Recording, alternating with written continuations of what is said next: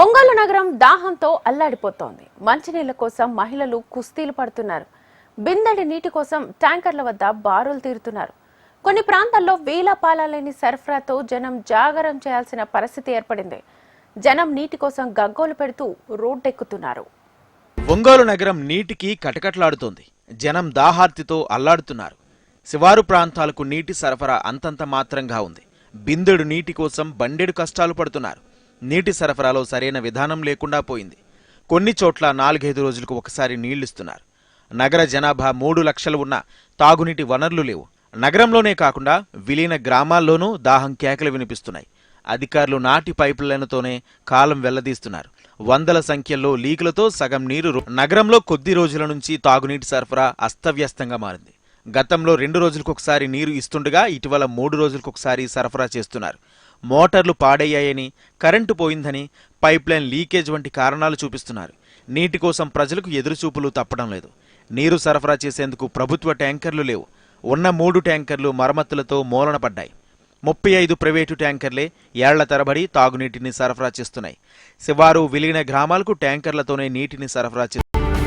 నగరంలోని 50 శివారు కాలనీలో నీటి సమస్య వేధిస్తోంది. కాలనీలకు సరైన పైప్ లైన్ లేదు. నగరంలో చేతి పంపులు పనిచేయటం లేదు. చేతి పంపుల మరమ్మత్తు కోసం ఏటా బడ్జెట్లో 10 లక్షల రూపాయలు మంజూరవుతున్నాయి.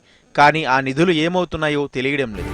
తాగునీటి కోసం నగరంలోని పరిధిలో పలు ప్రాంతాల్లో ప్రజలు రోడ్డెక్కారు. ఇటీవల ఒంగోలు కొత్తపట్నం రహదారిపై కొప్పోలులో ఖాళీ బిందెలతో బైఠాయించారు. కర్నూలు రోడ్లో మహిళలు పెద్ద ఎత్తున రోడ్లపైకి వచ్చి అధికారుల తీరుపై ఆగ్రహం వ్యక్తం చేస్తున్నారు. 10 రోజులుగా నీరు లేకపోవడం వలన తీవ్ర ఇబ్బందులు ఎదుర్కొంటున్నామంటున్నారు. ఫోన్ చేస్తే ఈ నీళ్ళు వదిలే ఆయన స్విచ్ ఆఫ్ చేసుకుంటాడు. ఏం లేదు, వస్తే కాసేపు ఒక 5 నిమిషాలు ఎవరికన్నా వస్తాయి. వాళ్ళు పట్టుకొని వాళ్ళకి అయిపోయి వాళ్ళు వదిలేక నీళ్ళు ఆపేస్తాడు. నీళ్ళు అసలు రావు. ఎవరైనా ట్యాంకర్లు వచ్చి ఎవరికన్నా ఫోన్ చేసి ట్యాంకర్లు పంపిస్తారా? ఆ ట్యాంకర్లలో మేము ఫోన్ చేసుకున్నాము, మాకు కావాలి నీళ్ళని వాళ్ళు పట్టుకుంటారు. మరి అప్పుడు వాళ్ళు పట్టుకున్నప్పుడు వెనకోళ్ళ పరిస్థితి ఏంది? ఏమైతే వెనక వస్తున్నాయా? రావట్లే.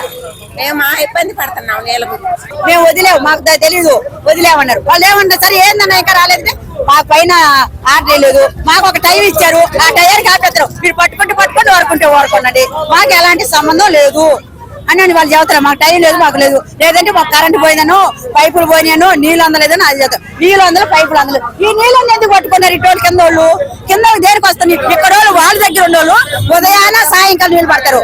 ఉదయాన సాయంకాలం అన్నిటి స్నానాలు చేసి వాళ్ళు అన్నిటి పట్టుకున్నా మాకు నీళ్ళు వస్తే లేతే లేదు. అది ఏదన్నా నీళ్ళంటే ఒక అరగంటలో చూడండి. అప్పుడు ఆ అరగంటలో ఫుల్గా వదులుతాడు. వదిలినప్పుడు ఆ అరగంటలో వస్తాయి. వదలపోతే నీళ్ళు వదలటం మాకు అది ఏం లేదు సమస్య.